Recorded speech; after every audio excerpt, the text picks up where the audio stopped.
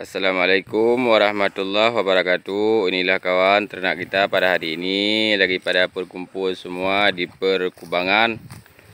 Ini udah pada siang, jadi dia sudah berkumpul di tempat dia mandi lumpur kawan. Semuanya ini udah pada berkumpul seperti biasa kawan. Ini si bulik masih kecil kawan.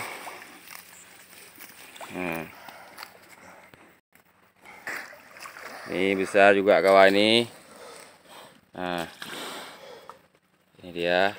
Semuanya mandi di lumpur. Kawan.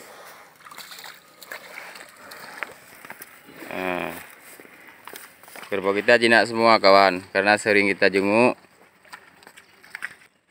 Nah, ini habis dia bangun di kubang, di lumpur. Kawan. Ini yang ada bayinya kawan. Dia agak sedikit takut sama kita bayinya.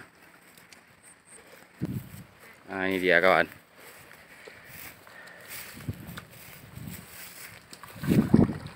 Sudah pada berendam semua.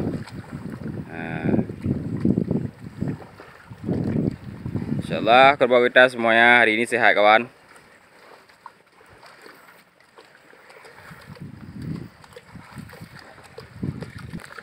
Nah, dia kalau sudah bangun satu misalnya ke atas, semua ikut juga kawan. Karena yang di depan tuh yang tua itu, yang perempuan tuh kepala regu kawan.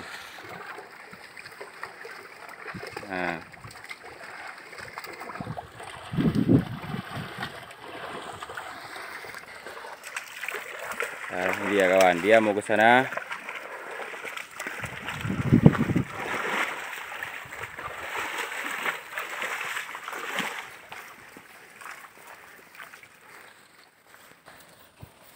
Ini udah pada bangun kawan.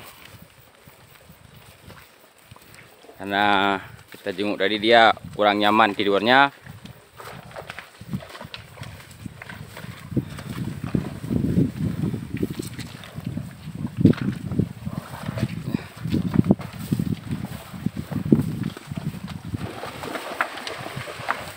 Ini dia kawan.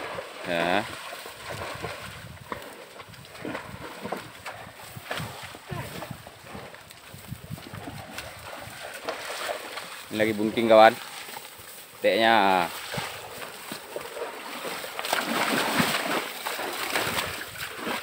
Bun.